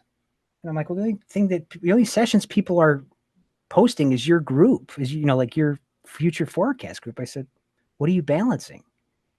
And he couldn't answer it. And so, and then Tunde was saying one thing, he's like, so finally I got between both. I got two guys here, no balls. Like, what's going on? just, like cut the shit, So, oh, you're abusive, click, and he, don't talk to me. So whatever. Yeah, I just don't have a lot of patience for that. I mean, if you are what you say you are, I would expect you to kind of be a certain way. And when people don't do that, I kind of call them out on it. So, but I'm not perfect by any means. I got my own issues. I'm sure plenty of people hate me for it. None of us are, because we're all human. Yeah. Yeah. Like that whole thing with Noise and the Magic. I didn't want to have to do that. It's just, guys, let it go. Well, you and I are talking, and I technically agree with them. I agree with them to the point that I like the visuals. They pointed out the CRV being a training program thing, which I believe, but I still see the value in ideograms and I use them. I think it's an and, not an or. So I guess I agree with both of you, but like, yeah, we're having a chill conversation. Yeah. Like I don't, look, promote your stuff. By all means, even if you got to promote your stuff as being the next best thing, fine. But don't do it by saying this is better than this because of whatever reason, but it doesn't equate to that. There's no comparative data to believe that. And if so, come show me. You know what I mean? Because in my mind, if it is that great, they've been doing this as long as me or longer, you should be able to come take me to school. Come on. That's why I want to. If you can't do that, then you haven't convinced me of anything. That's why I'm start releasing some stuff on YouTube. I feel like in the RV community, the discussions and the biggest session data gets shared through YouTube. Yeah. Kind of. You know what I mean? And I'm happy to see it on YouTube. I support independent remote viewing. Yeah. Did you see the in my cowboy doc, or actually any of my docs, I include a page that's a disclosure agreement, and it's the opposite. I asked ChatGPT to write the opposite of a non-disclosure agreement. No, I don't it's like you're obligated to like copy this, share it, edit it, make it your own, like do whatever you want with it. It's the open source license. I'm like, this is coming back. Like, I'm just doing a derivative work off of what everybody else did and like adding my own little flavor here. I'm like one little chain in the link in the chain. So keep the chain and everybody's going. Like all about, what you're using, or this is the when it's so, because all of it's so stolen from somewhere. It's so funny. It seems like, but what was it? Oh, when I did one episode of, in a way of not patenting a protocol or anything, just full spectrum remote viewing, as in, using your full spectrum of, unlocking more and more abilities. And I gotta, somebody's using that term for whatever. I said, well, I'm not trying to take it as a term. Like, are we really there? Is that where we're at? It's so funny. Dave and I always joke about me rebranding Cowboy as Uncontrolled remote viewing, and then we have public battles about which is better. And like someone else needs to come out with the Cowboy doc, and you'd be like, that's not Cowboy, this is Cowboy. So, well, that's why we did the King James version, where we had ChatGPT translated to be like the KJV Bible. It's because if we're all going to get so religious over these methodologies, we might as well actually make a Bible for it. Yeah, that's why I'm so, look, it's not even, that's why I'm so, like, don't try and convince me otherwise. It's not about science anymore. It's about, it's a Vegas sideshow attraction, and you're treating it as such. So, like it's all about money, commercializing, selling, and then fighting. That's 80% of that's 80% of what remote viewing is. I think in days like this, it's like, yeah, we're not ready. Probably. Maybe that's why it is. Maybe humanity is just not ready. Well, if you hadn't have made that mean video, then I'd let you see the lottery numbers. But yeah. Dang, gotta go back.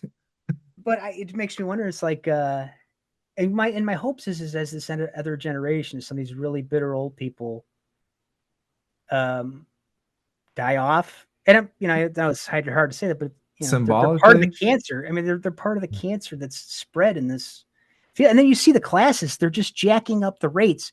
Oh, well, mine's more expensive. It must be better training, as if consciousness studies is relates to cash somehow. You know what I Well, mean? Like if they're making a living off of that, it would be nice to, only do this stuff. It'd be super fun, right? And like you're retired, I'm not. And like a lot of people aren't. So I get like needing to charge for your time to do stuff. of But course. yeah. Yeah. Of course. And but that's not, of course people do, And Um, universe, if you let me win the big one, I will train people for free the rest of my life. Just yeah. I have no problem with people making money at it. I do, but to me, it does feel like it gets to a point where it's you're exploitating consciousness. And to me, it's got to be one of the biggest no-nos that's out there, is to exploit consciousness when we're trying to help each other out. You know what I mean? Trying to get each other up. And again, Mhm. the people do need to make a living. Absolutely. I mean, I charge for my sessions, I charge for my time and stuff like that. But I've seen a lot of things where it was like, Jesus, that's, yeesh, come on. It's just over the top.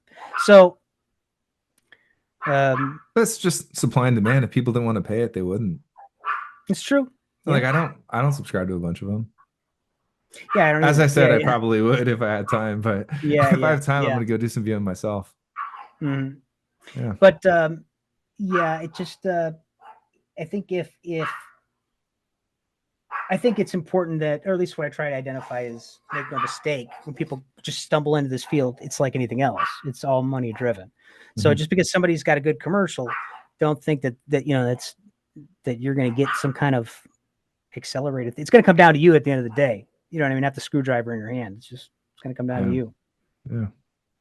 David didn't charge me a thing, but I think it was kind of like, hey, like you're like the second student, let's see how this works out. So I've always felt this big obligation that, I got this free training and it was great. I need to make the most of it in order to like honor that time that he spent with me. And then also it's kind of like, okay, you got to train the next person. So I don't have a student yet, but when somebody does come to me, if I think that they're worthy and stuff, I'm absolutely gonna pay it forward. That's a deal with my students too. They have to train somebody else. That's part That's of the great. deal. I like it. And I turn down way more than I train. I mean, because I don't want to, if they don't take this beyond me, Mhm. which is probably not an easy task for everybody, I don't want to waste my time. I want you to go and take it up to the next level, and not everybody has that in them, so, but there are Definitely. some that do. And those are the people that I want to, see, take this and take it to the next level, That's awesome. Yeah. I hope whoever I get to train would like put me to shame. That'd be awesome. Yeah, that's the attitude. That's the right attitude to have. I mean, Yeah. It's like being a uh, parent yeah. in a way. You imagine like your students come out and they're kicking everybody else's ass. It makes you pretty proud. Yeah. I mean, I but have no ego. I'm detached from the process. I don't care. yeah, No. I have Yeah. no No, ego. I No ego. totally would care. I'd be so happy and excited for them. Yeah. Yeah. Well, I hope everybody that we do train like ends up being successful and stuff. But, yeah. Yeah. I mean, some Root for people. your students, my students, Yeah. And Paul students, it's HRVG a tough. students. I've It's just everybody. a tough job. I mean, you got to really. I mean, if you want to be real good at it, it's got to be kind of a labor of love. You got to really love doing this. And I do. I love remote viewing. I love unboxing. I hate everything else. Everything else about this field I hate, because it Well, is what it is. we don't have to engage with it. No. You know what I mean? Yeah. And I I try like not to. choose to. I try not to. But when I hear things like, certain things, and I don't know why. I didn't invent CRV. I didn't invent the ideogram. I don't think Ingo didn't invent the ideogram, but he applied it, But when I see him attacking something, I take it kind of personal, because it does feel like an attack that never stops. Like, can't you just promote your stuff without trying to diminish That's what I'm somebody else's saying. stuff? When I see things calling me an uncontrolled remote viewer, I don't care how old the book is, or saying that like not following this is dangerous, then I'm compelled to go make a video or a paper or do Mhm. something to be like, no, I think otherwise. Yeah. Yeah. I know But everybody that's behind that in that crew. I don't know, wrote that book.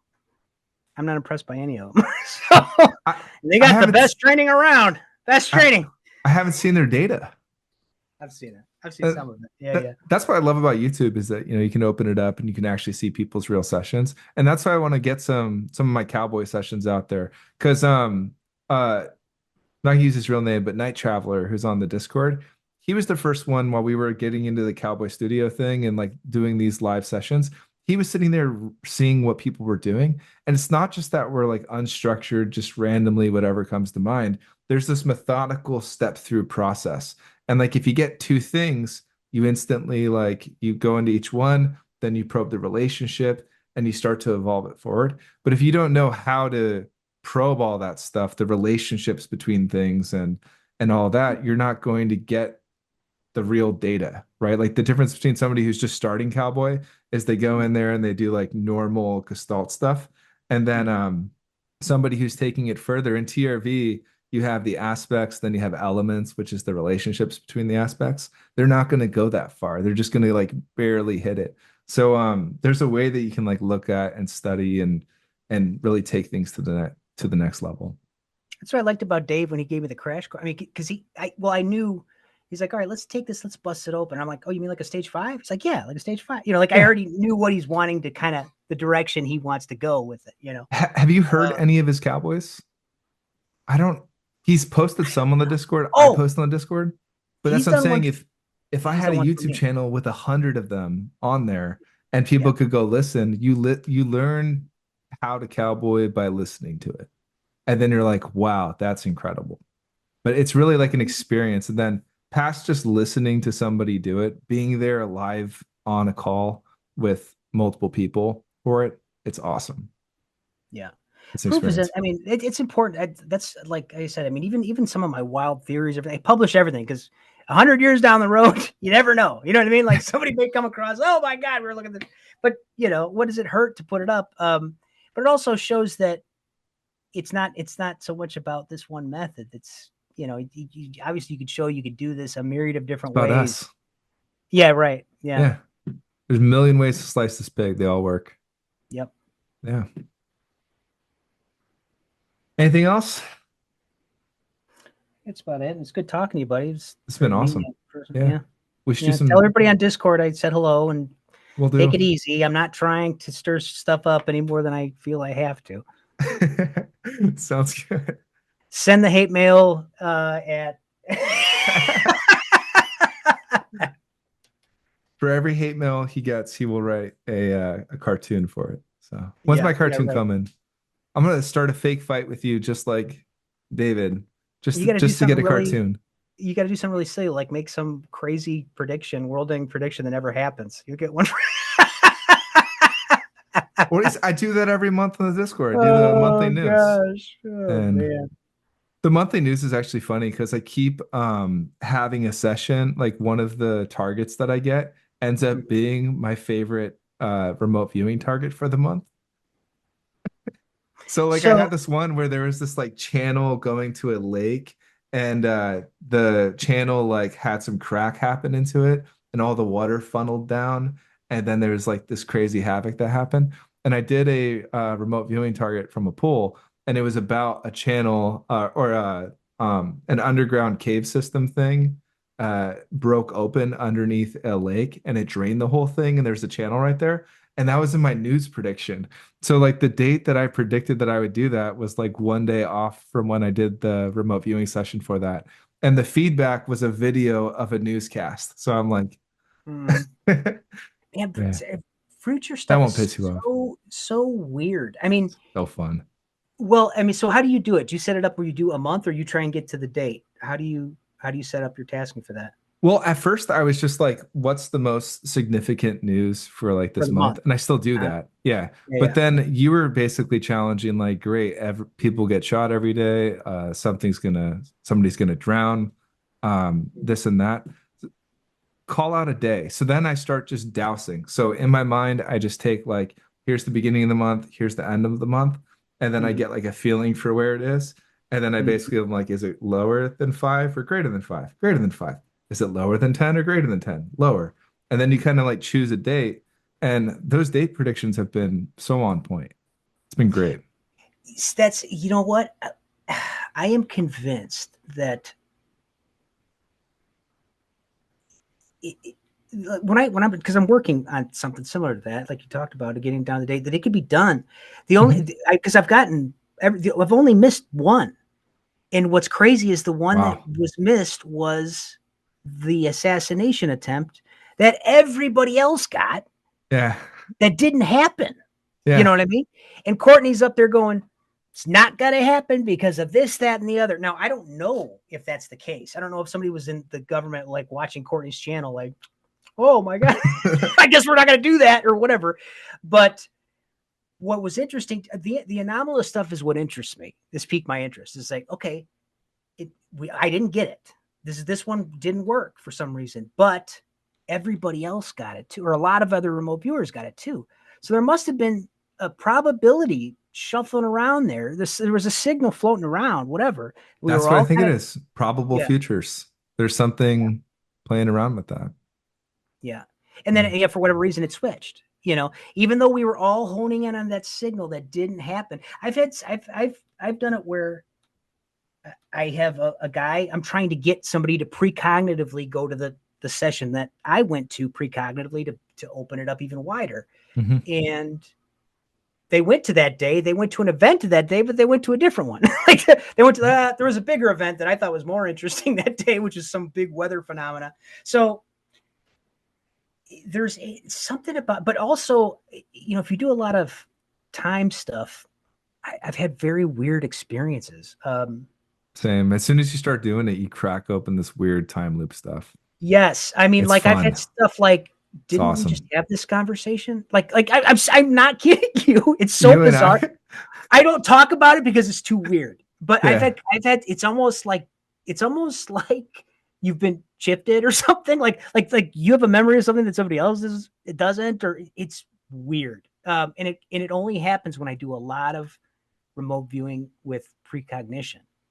Um, This is kind of off topic, but I had 5 straight misses in a row on some practice targets from a pool, and I named the next target that I would do.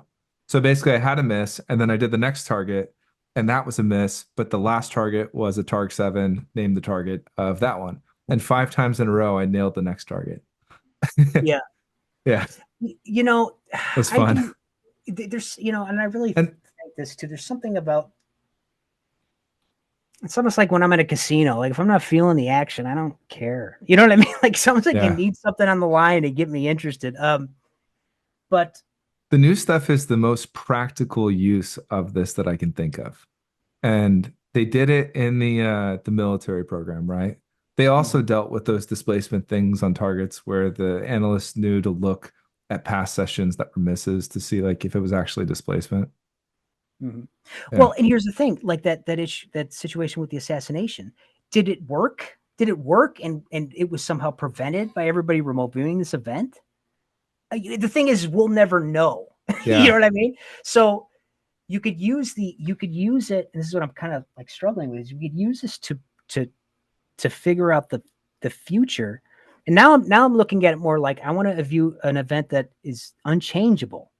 Um, because that's another variable, is if we remote view this, is this changing the outcome? Because it's a possibility. In the future. Yeah, yeah, yeah. One of the things I did for lottery that I've tried is that you just commit, and this is what probably why I haven't done it yet, really, but you commit to basically drawing the numbers every day for the lottery. So no matter what you do, I'm going to go up there and I'm going to kinesthetically make my hand or my arm do that thing, right? With these Mhm. big broad strokes. So no matter what, that's nailed in the future. Now, if you miss, do you still go and do the feedback session for that? You should, because you have to Mhm. like make the event happen. It's this weird predestination loop of what happened first, the event in the future, the event in the past. Mhm. Yeah. But I Yeah, don't know if anything's set in the future. I've seen some work like that Magic and the Noise is doing, of where they're doing stress tests and stuff. And the first thing I said was, because they're doing really well. I said, it's great. Have you applied it? Like have you actively applied it? Because when you do an experiment, like in a closed experiment, and especially in remote viewing, you will have a completely different result Mhm. than you will until you apply that method to the system okay, is what I call it, like our reality, it's gonna completely turn upside down. And I haven't heard anything since yet. So yeah, like say we're predicting something. We're gonna do a setup group, where we know we're not betting any money on it and whatever. And you could have an excellent set of things. Once you take that model and you apply it to probabilities within our reality, it's gonna be a completely different outcome. Trickster effect. Yeah. It's the trickster. Another sidetrack. Something you said made me think of this. There's an episode of South Park where I think it's the one where they go and do the thing in the world where it's Earth, the TV show. And yeah. he does this thing where he's like, polar bears are white like cocaine. Cocaine makes people crazy. And I have a thing where Oh yeah. I call it polar bearing. So like when you say something and then I do like 5 things in my head, I call it a polar bear. But I polar beared. You have an open invite to this thing called Council of Daves. It's super secret, so we can't put it on a recorded video like this. I'm just kidding. It's not super secret. It's just anybody who's a remote viewer whose name is Dave. Yeah. But we started joking about Rick and Morty and how what if there was basically a Council of Daves that we like went to it and there's our future selves, there's our past selves. Is there an ability that me as a remote viewer, sometime in the future, I could come back and affect myself and do like what David Verrick says, boost my abilities? What if something that happens today is because of something that I do 10 years from now? Yeah. I love the time stuff. I once did, I used to do it my own target pool. I threw, I had a couple hundred targets I throw in. And I don't do it anymore, I don't have time, but I wrote in the most psychic version of myself. Like is there other timelines where there's a more psychic version of me type of thing? That's awesome. And I'm sketching guys like I don't know what I forgot about it. So that consciously I'm just trying handsome, to charismatic. Yeah, right. but so I've got a guy like a Buddhist guy walking around, and then all of a sudden I sketch a guy looks like me, and he's pointing his finger at me in the sketch. But yeah, time is so weird, and that's what when it comes to anything. I mean, I don't know how they're doing with crypto or whatever, but man, from when I've played with it, I've seen it spring back really hard, and I've never put big money on it, but it really comes in a way where it's like the universe is trying to tell me something here, like don't waste your time with this. Mm-hmm.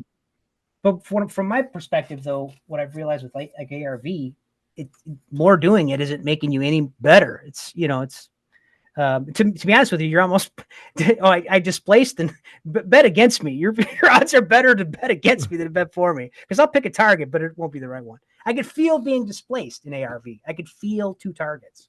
Yeah. So.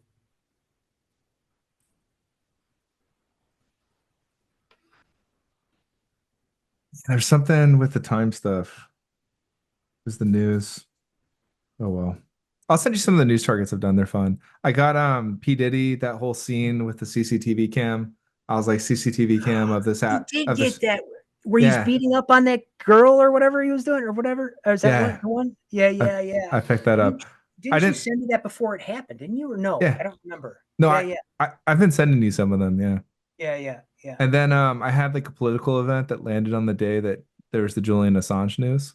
And there were all these implications about going back to things that happened in 2017 and this being like some political strategy thing. Because, I mean, when all that stuff went down, it was because of the DNC leaks. And why would it be this administration, that finally like lets him go? There's just like weird stuff there. So it's kind of saying that there's more downstream stuff that's more important. So that's why I was picking it up. But I've been letting my subconscious like choose its most important news and stuff too. And the more I do this, the more weird time things happen. So I think it's fun. Look, that was my model, is at least my thought behind the precognitive stuff is getting it down to the day is I would just kind of wait, but I like your method. Either way, it's kind of the same idea. You're dowsing, whatever. You're getting it from the signal. You tell me. And the dates work. Yeah, you know what's your subconscious knows what's gonna be the best outcome for you. So you might as well put it in their hands. I'll send you this first one I did, but it was news about. I was asking for the most impactful, the thing that would be the most important.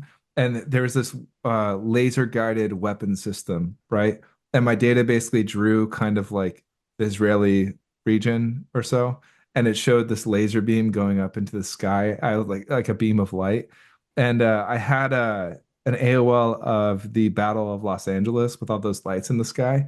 And the feedback photo is like exactly that. It Yeah. basically looks like the Battle of Los Angeles. And I was like, wow, it worked.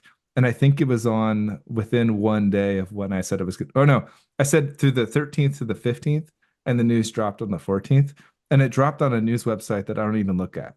So somebody like sent it to me and was like, hey, your news dropped. I'm like, yeah, Yeah. it's fun.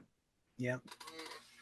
Yeah. Time stuff's interesting. I really believe that there is, though, this is just my theory, 'cause the way it behaves from my perspective, and I'm sure a lot of people would disagree because they've seen it behave differently. But to me, it seems like there is some kind of a um, like a predestination type of situation. Because to me, a lot of times it feels like when we're getting our information, it's almost like our subconscious has lived everything already and is Mhm. relaying that information back, and whatever they've gotten, they could give us or whatever. But I've seen it happen just for a variety of reasons. And I don't think it's really an ability thing. It's just for whatever reason, it's not letting you see this. You know what I mean? Like, and I have no problem. Like, if I miss target, I miss target. But there's been times where it's like this, something's not letting me in. You know? You had any luck with manifestation at all? It's the opposite of viewing. It's remote influencing. If remote viewing is the read operation from the Matrix, remote influencing or manifesting is the right. I've never really put much. I haven't really put much, into that. So probably not. But um,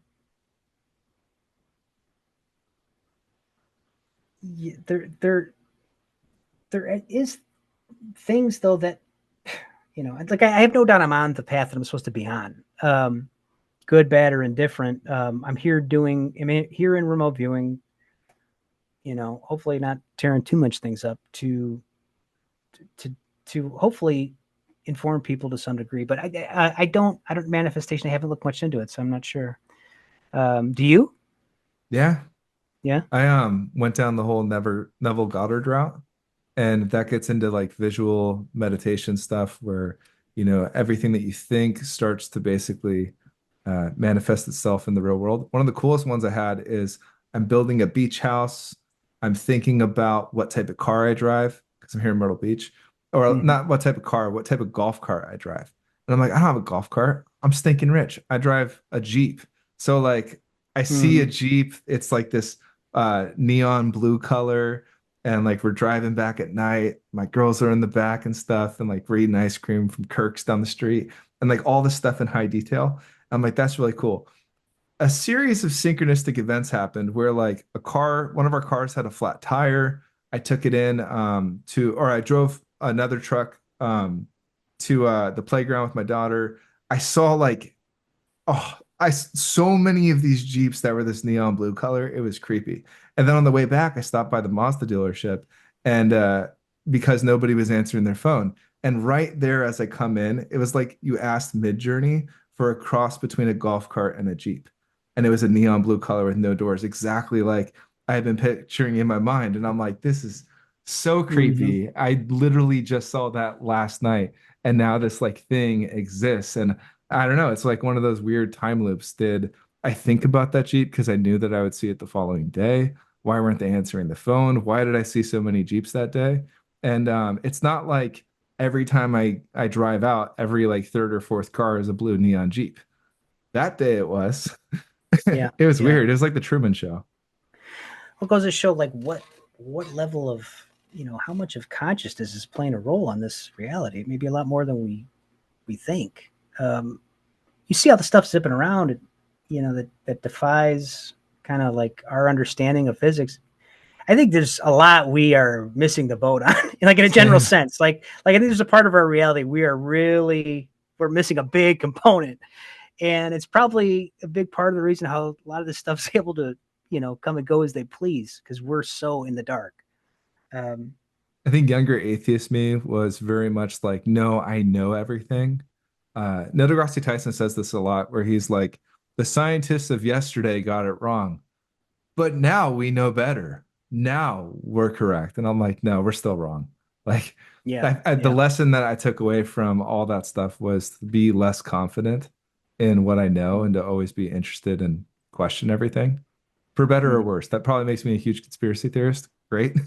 Yeah, But yeah, I kind of always assume I don't know. yeah. Yeah, I'm very, when because I hate, there's remote viewers out there who are very skeptical about like some of the esoteric stuff, and I've had too many. I just had like I don't want to believe any of this. Like I don't care. Like any target I go into, I don't know. I don't care. Like I can't moth drawing up a freaking thing with wings and all this shit. Like I know it doesn't. What I mean? I'm like I'm laughing as I'm drawing. I'm like I don't know what the hell this is, but if you like, perfect example. I did the Ashtar command target where there's all these from back in the 70s. There's all these ships flying around the Earth. I remember when I saw a video on that and I laughed my ass off. I'm like, there's no way. There's no fucking, and he's got a British accent too. And Ooh, now how you're like, convenient. You know, maybe, yeah, maybe, yeah. And maybe it then, works. and then I do the RV session and it's, that's what it is. So my subconscious is telling me that maybe my conscious was wrong or vice versa. It's one or the other, but it's conflicting because you don't know how could that be? Um, I did a Crazy. session on the light that you see, and there's like the whole like moksha prison planet stuff and like all this weird things about reincarnation loops. And it was because I had mentioned something in a timeline about my own life. I didn't know it was a blind target, but I'm describing this tunnel that's kind of representing my time throughout life. And then there's an actual tunnel at the end in the light. So they're like, retask, go towards the light. And I ended up being in this weird cavern that was non-real with like a nonsensical path to it. And it was like a lady's shoe that you sit in, and then it beamed you up to this white space room. And it was very like Michael Newton Journey of Souls stuff. Really? Yeah, but Yeah. there's a funny clip that we got out of that. And David was the monitor and he's like recapping the session. He's like, so let me get this straight. You went to Mars, sat in a giant lady's shoe, and joined a Zoom call with people. And I'm like, that's exactly what it was. And he's like, are you sure? Do you want to revise anything? I'm like, I have no idea what this is. I'm just reporting it. Like, Mm-hmm. just reporting it. And now And I've been what to was that that? white fume room multiple That times now. that was Huh? the Mashka thing. That was the target, or what It's was the target? it's kind of all the same stuff because I was describing this like weird office like environment where it's a bunch of people who don't want to be there, and they're kind of like it was a group of 100 or so. They were sitting in these like circles, and there was this female leader, but she was like one of like a middle chain of management. So if you just went up, and it basically describes Michael Newton's book perfectly, Journey Mm-hmm. of Souls, where he like puts people into a Yeah. trance, gets them to talk about the afterlife and stuff. Yeah. I had a session where I was tasked to source was the task, and it was so interactive. Like that whole thing's we can't verify any of it, but I was an orb. I'm an orb floating around. Like I'm telling the tasker, like I'm an orb apparently, and Yeah. and and there was two other orbs with me from my description, and Yeah. one of which I said I think is you, and another one is somebody else, probably the client or whatever. And we're flying around. Here's what's weird is so I'm going to source, and I'm like I'm heading to the entrance, and I feel something grab me, like something like grab me on the way out or something. So then I see like a Mother Mary Magdalene. Then I get this guy sitting in like a Buddhist position, and I'm having this conversation. And the conversation was all telepathic, but it was something along the lines of like, "Oh, these are tormented souls." And what was weird to me, it was like he didn't even know something was going on. And then whoever was kind of like, this is going from like this death trap idea. There was like this other group that was kind of like nervous about what I was telling them. And Hmm. at the end of it, which I don't even know what I was telling, but he's reading my mind. I could tell this thing's reading my mind field, everything I had known. But at the end, he put his hand on my head and I could hear whispers of like a blessing, you know. And I described this all to the tasker. I said, he put his hand on my head. You know, I said, I could feel it, you know. But it was really immersive and interesting. But I've also had sessions where it's literally the death traps. Like I'm sitting, you know, there's something in my eyes, I'm hanging in a thing, and it's like this is all virtual.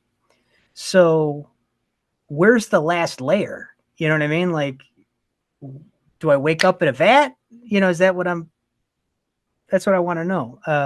That session I was just talking about that I should release soon, that carries on from the David Morehouse one. Like, how is that even possible?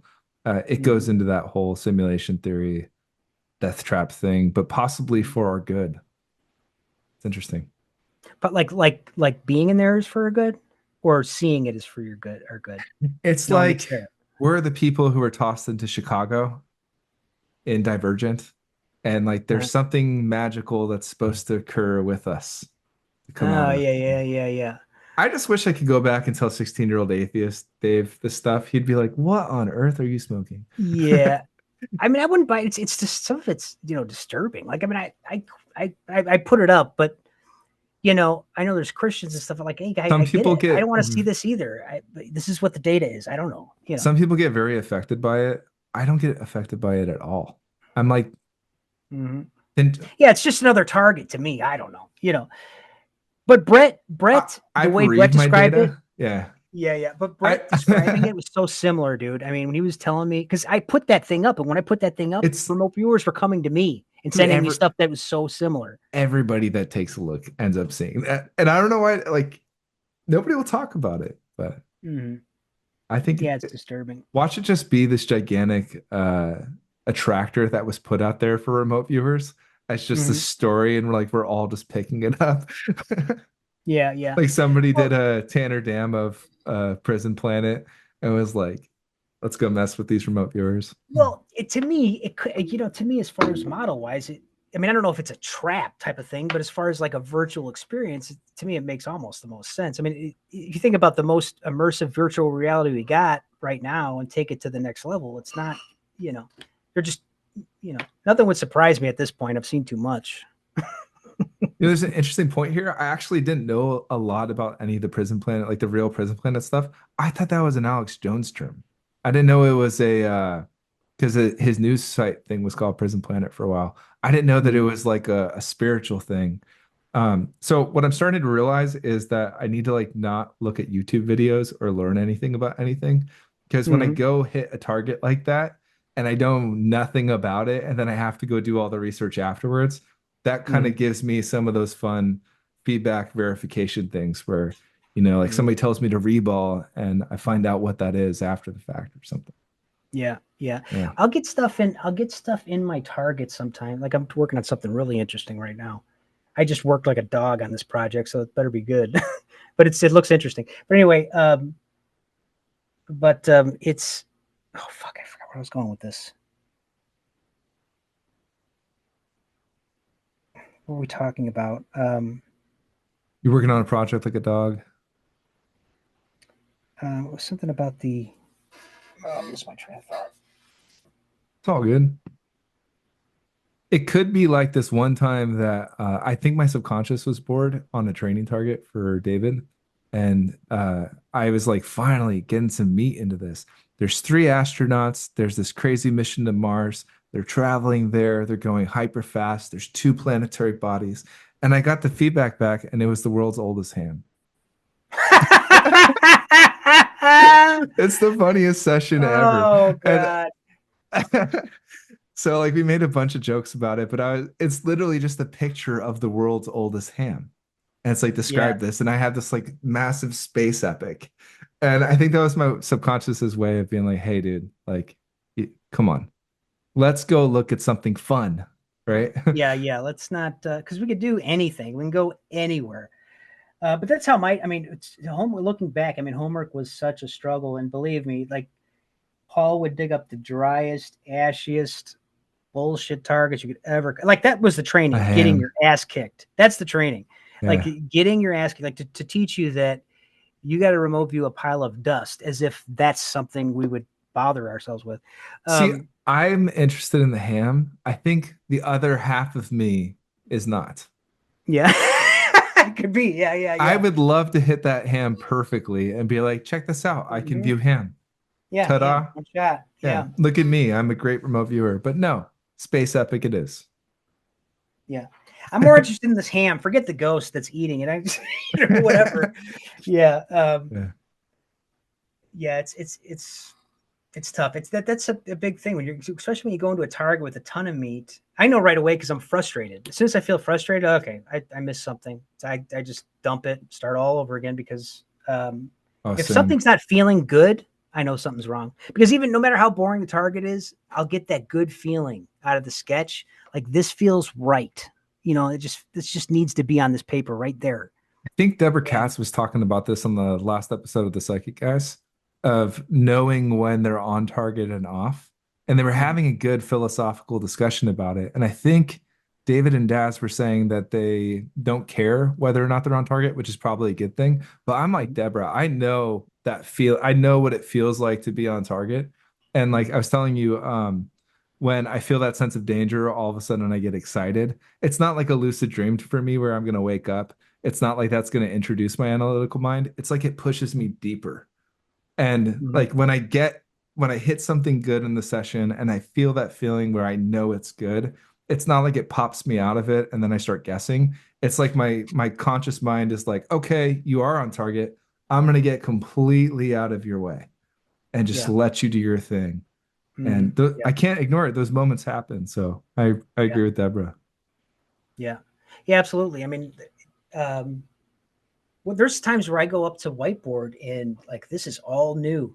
I just lean into it because Hmm. because I feel like okay, at this point you should be as I've already you should be as much on the target as you have been or you've been off the whole time. So a Hmm. lot of times I'll open up the frame and it's like I don't even recognize this, but the more I lean into it, the better it is. Because it's almost like your subconscious has been waiting to show you that It's like until opposite now. advice though, right? Yeah. Well, that's the thing. To me, It's not the the thing that we remote get told viewing, during training.